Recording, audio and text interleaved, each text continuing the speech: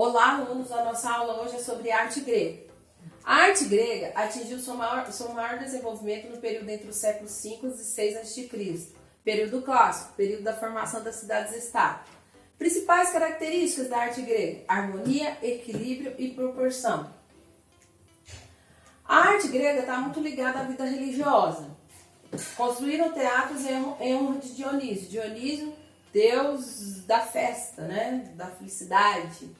E esse teatro, dessa forma que ele era construído, né? Você tem aqui a orquestra, as escadas de acesso, as arquibancadas, os prosquenium, né? Onde ficavam os artistas, e o esquênia, onde que eles apresentavam as peças.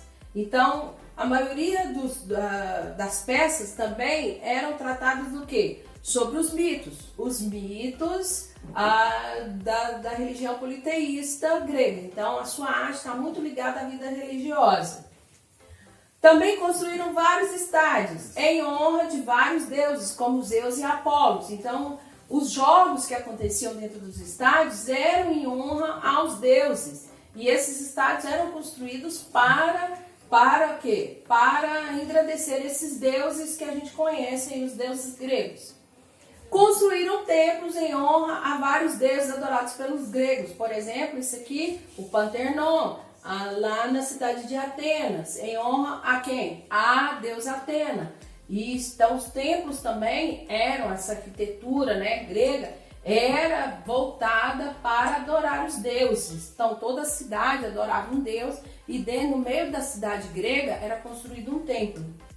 Os templos apresentavam sempre uma planta retangular, com telhado de duas águas, podiam apresentar colunas em toda a volta ou apenas na frente. Havia uma harmonia e simetria então nos templos. Ó, uma planta retangular com o quê? Com telhado de duas águas, né? Então aqui você tem o telhado de duas águas e com colunas. Podia ter colunas em toda a volta ou só na frente. Por exemplo, vamos voltar aqui, ó, colunas em todas as voltas ou colunas só na frente. Havia uma harmonia e simetria. Harmonia o quê? A medida da frente era a mesma medida do fundo. Então você percebe, é um retângulo perfeito que a gente fala. Elementos mais representativos dentro da arte grega: o pódio, plataforma sobre a qual se assenta o edifício, afastando do contato com o solo. Inclui estilobata e esterobata. O templo assenta por vezes numa plataforma escalonada, de forma a elevar o edifício sobre o terreno. Então vamos voltar lá no templo para a gente entender isso. Vocês estão vendo isso daqui, ó? Há um levantamento. Então não é direto no solo, há um estabilo, que a gente fala. Coluna, inclui a base, o fuste e o capitel.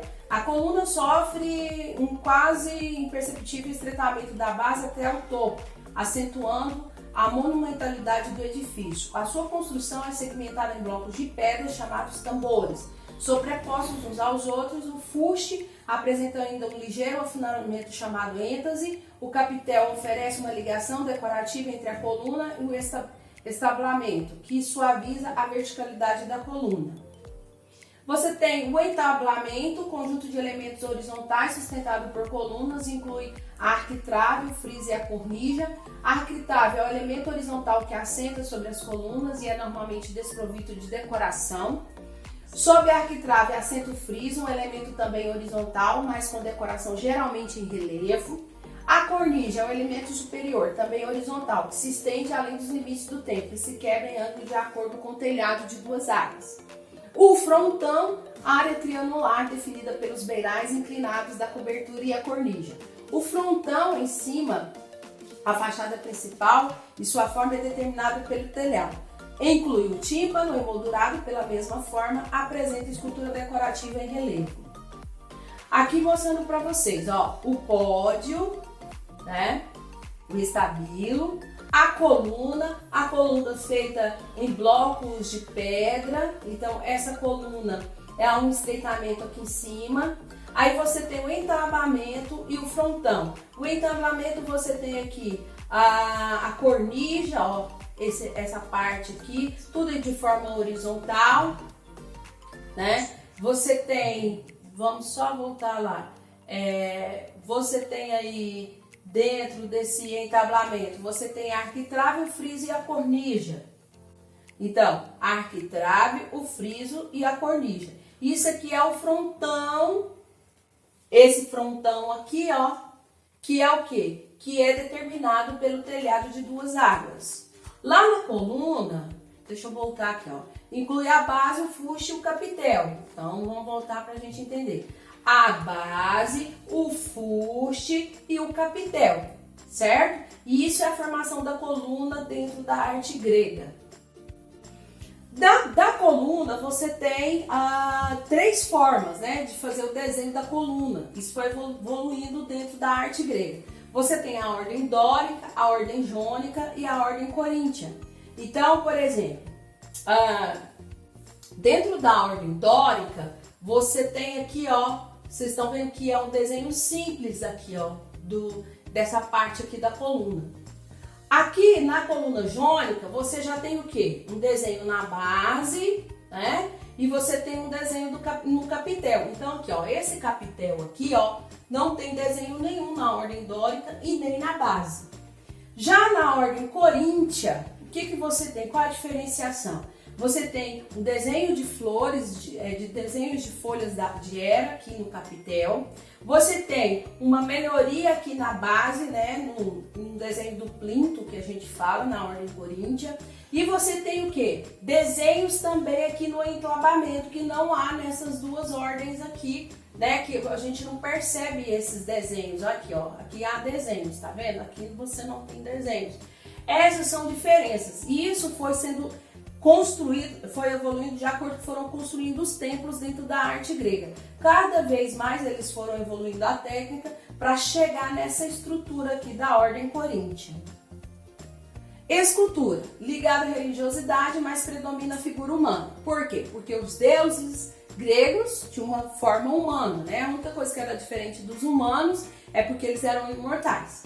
Principais temas: representação dos deuses, representação dos atletas, né? E a representação de cenas da mitologia. Então, tudo ligado à religiosidade, porque os atletas, eles faziam os seus jogos olímpicos em homenagem aos deuses.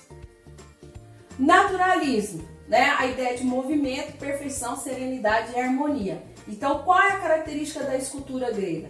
O mais natural possível, se vocês perceberem, até os músculos, ó, do corpo da pessoa tem, né? Então, dedos muito bem esculpidos na pedra, a expressão, nariz, cabelo, tá? Tudo isso é o quê? É uma busca mais perfeita, natural do que? Do corpo humano, tá?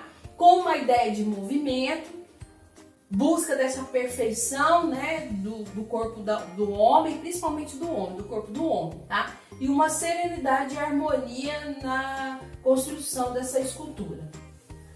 Avisos importantes. Realizar as atividades do livro didático adotado, páginas 52 e 53.